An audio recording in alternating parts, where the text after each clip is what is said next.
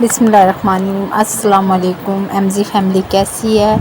आज मैं MG family के लिए मज़ेदार से टिक्के लेके आई हूँ जो बहुत ही मज़ेदार टिक्के होते हैं।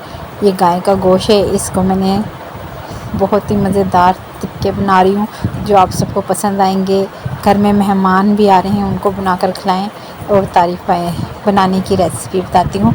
मेरे पास ये उबला हुआ गोश्त है, इसको मैंने उबाल लिया था। गोश्त मैंने ज़्यादा नहीं गलाया। अब मैं इस गोश्त जो उबला हुआ मेरे पास गोश्त है, इसको मैं 2 चमचे, सिर्फ 2 बड़े खाने के चमचे दही लगाऊंगी। ये सारा मसाला जो है घर का मसाला है, बाहर का कोई मसाला नहीं मैं इस्तेमाल करूँगी। चाट मसाला है मेरे पास, नमक है, लहसुन अदरक डाला है, सुर्ख मिर्च है, पिसा हुआ गरम मसाला है। इसको अच्छे से हम मिक्स कर लेंगे ताकि सारा मसाला जो है वो बोटियों के साथ लग जाए और उसके अंदर अच्छा सा इसका एक फ्लेवर आ जाए, ताकि बोटियों को जायका भी बहुत मज़ेदार हो जाएगा।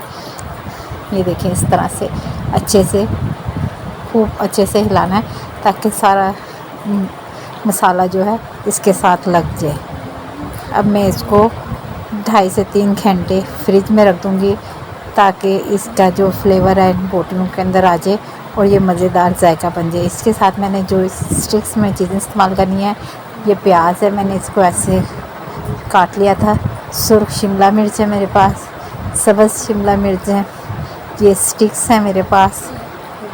अब मैं इनको आपको बताती हूँ कैसे लगाया। मैंने एक प्याज का टुकड़ा लिया है, फिर एक सुर्ख मिर्च का मैंने टुकड़ा लिया है, सुर्ख शिमला मिर्च लिए मैंने, साथ ही मैंने सब्ज़ शिमला मिर्च ली है। इस तरह से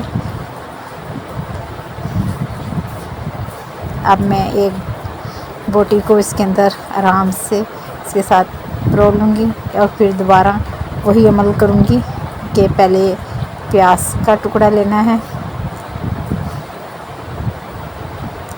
फिर मैं सब्ज़ शिमला मिर्च लूँगी,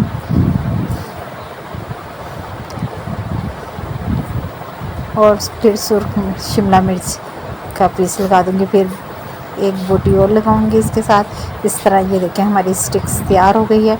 अब मैं इसी तरह बाकी सारी स्टिक्स तैयार कर लूँगी।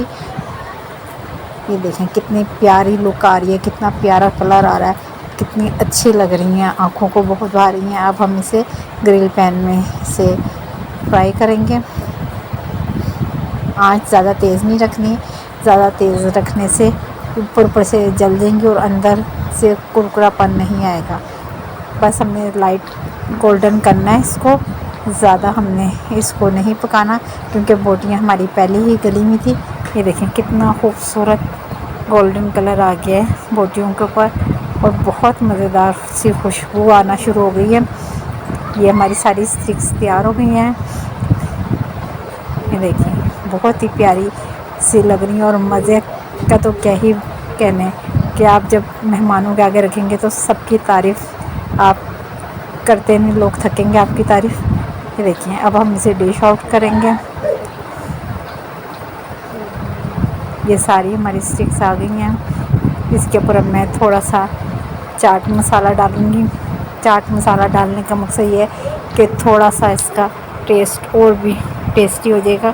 साथ ही मैं इसके ऊपर नींबू का रस छिड़कूँगी जो और भी मज़ेदार सा जायका आ जाएगा। बहुत ही मज़ेदार सी ये टिक्का बोटी बनी है। आप इसे बड़े आसानी से घर में बना सकते हैं। जब घर में ऐसी चीज़ें बने तो बाहर से खाने का क्या फ़ायदा। ये देखें बहुत ही मज़ेदार सी डिश बन गई है। अगर आपको मेरी ये डिश पसंद आई है लाइक करें, दुआओं में याद रखें। अल्लाह हाफिज़।